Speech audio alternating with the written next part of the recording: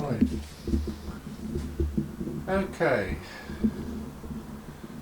So this is my ZX9R, which I haven't had very long, but I'm going to do a couple of little modifications to just take the seat off, which once I worked it out was 2 bolts that you take out of there to get the seat off.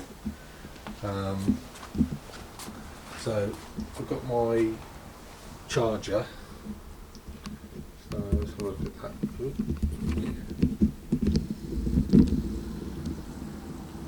So that's my trickle charger, which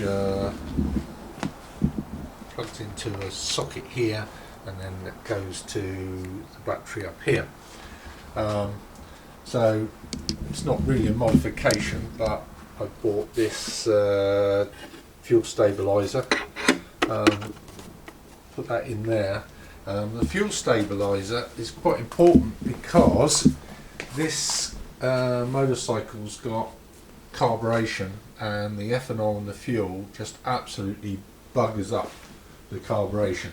So the first thing is you always use the E5 fuel, which is low ethanol, it's only 5%, and then you use a stabilizer in it to stop the or try and stop the ethanol coming out of the fuel with water moisture, and then that's what gums up the carburation, and it's very corrosive as well, so it can do a lot of damage. So we're going to use that. A couple of other little modifications that are going to be going on here. I've installed this. What this is a USB port. There's a USB-C and a regular USB port, and the intention is to use that with either a GPS on my mobile phone or whatever other device I've got up here that I want to charge. So that cable goes, runs around there through the frame, under the tank, and will come out here for termination of the battery. One problem with this one, I like this one because it was slimline and fit on the bars, but it hasn't got an off-on switch. So I measured it, it's only drawing in here. There's a single LED when it's lit just there. So when you're off and not using it, like now when the bike's all switched off, that would still be drawing 4 milliamps. 4 milliamps isn't really a problem. You could leave it for an extended period of time doing that, but I still don't like the idea of this drawing current when I'm not using the bike. So the intention is to put a switch on this bar, much like this on here, but it'd just be a switch that turns this off and on. Other mods, not like modern bikes, it hasn't got cruise control. On sports bikes, if you ride them for long periods, there tends to be more weight on your wrists. It's not really a problem with this cycle. I've noticed a lot of pressure on my wrist, but nonetheless it's nice to be able to take your hand off the throttle, and you can do that with a throttle lock. So well done. This is a handlebar weight, but I'm going to take this off. I'm going to put a throttle lock on there instead, which includes the weight. The throttle lock, all it does is it effectively friction against the end of the thing here. It stops the throttle from turning. So what you do is there's a knurled nut that goes there, and when you twist, you bring the knurled nut with it, and that grips onto the bar, and then grips onto the throttle, and then you can sort of forcibly adjust the throttle where you want, and if you let go it will just stay there. If you turn the throttle back, it takes a lot of, well, one, you can just put it back against friction, but the other thing is it will release the throttle lock as well when you do that, so it's quite clever. So that's another mod that is going on there. So these are only small things. I'm not doing anything drastic to the bike. I do intend to put LED bulbs in there. That again there's LED bulbs and LED bulbs. You've got to be careful about which ones you get. Otherwise you'll throw the beam off and you'll be dazzling people coming the other way. So I want LED lights, but I want decent ones, so I've researched that a bit and hopefully I've got the right bulbs. What I will do is I will set the bike up against a wall somewhere and I'll look at the beam, put the LED bulbs in and see how it's affected the beam to be sure that I haven't messed that up. The frame sliders are already on, so I don't have to do that. Thank you, the previous owner, for that one. So yeah, we're pretty good. So the other thing is just learning my way around the bike. So, you know, learning how to take this off, for example. Took me a little while to work it out, actually, but it was the 2 bolts in the top there. Yeah, I don't think there's a lot more coming for the moment. But hopefully we'll get some nice weather and be able to ride it a bit. But yeah, so that's it for the moment for my Kawasaki ZX9R. This one is a later model. It's 2003 F2 model. I don't know, to go through some of the changes. The early models had 2-pot caliber brakes on the front. Later on they changed them to 3-pot calipers. My understanding is that the 3-pot calipers were effective, but they were problematic, so Kawasaki went back to 2-pot calipers on this later model. And then I think around 98, 99 they completely changed the front design from a single headlight to the twin and this massive air scoop underneath. I think the ZX12 is what they cripped it off.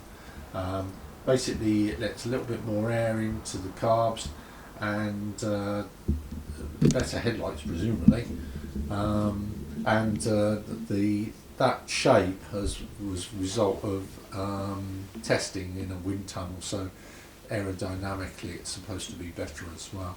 The carburation has also been changed. It's still carbs, but on this late model they've changed the carbs to a different type. That's my understanding. I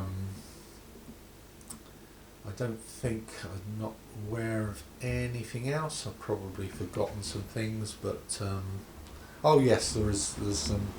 I'm not sure when the early models didn't have this extra brace. So on the swing arm, this is aluminium chassis, but on the swing arm, in the later model they've added this brace, very substantial brace, which no doubt beefs up the suspension around the rear wheel a lot. So I like that. Yeah, all for making the bike stronger. Other little things, oh yeah, I did the paddock stand, so you know it makes it more helpful when you're doing stuff like this. The exhaust, I'm told, is an aftermarket exhaust. I haven't practiced with it. I'm told that the baffle comes out. I've seen some nice YouTube videos with flame emanating out of here, with the baffle out of the exhaust, but I'm not, you know, I like that actually, it appeals to me, but I think I'll keep it for the quieter bike, be nice, friendly and responsible. One of the things I like, the nice little maintenance thing, the water top up is right there. I mean, how convenient is that? Right there where you want it. The fuel tap, one of the things I noticed with the fuel tap is you couldn't read the legends on it. So I'll zoom into that, let's have a look. Here we go. So yeah, is that going to focus? Yeah, you could. So I've attacked it with blooming Tipex just so I can see it. That particular, this is a fuel valve, off, reserve and on. And nice to be able to know what it's on so I can see the legends. So I just attacked it with a bit of Tipex just so I can see it, because you just couldn't see them otherwise. You can. There's that valve, that plastic thing only pushes on. It's it's you can buy them. I've seen them on eBay, but it's about 12, 14 quid, and I thought, am I really that bothered that I'd replace it just to tidy it up? I thought probably not. I might change my mind later on, but anyway, the bike itself is really, really clean. I mean, it's absolutely immaculate. So I'm so happy with that. I mean, you know, all underneath.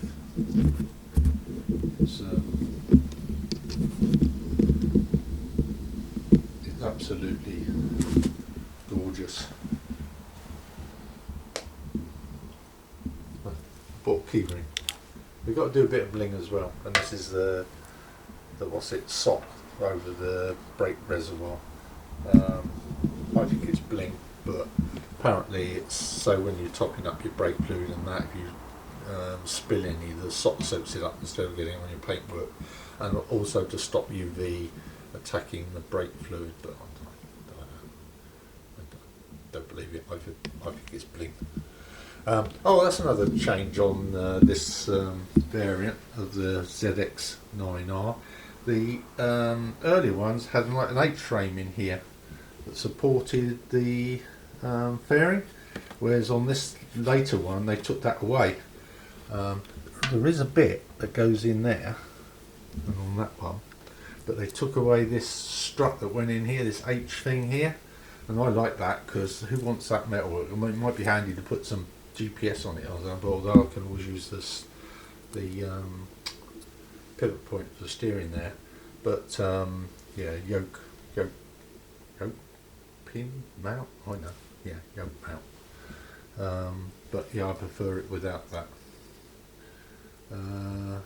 So yeah, so good. Other things I like the mirrors up here. They work well. I was looking at a YouTube video yesterday or day before of a new Yamaha sports bike, and they've put German handlebar mirrors on, which I absolutely think are horrible and never work properly. So I much prefer this. So yeah, I think yeah, all in all, very pleased. I just need some weather to go out and play with it, really, don't I? Anyway, so that's it from me. I'm yapping on now. Yeah, until the next one.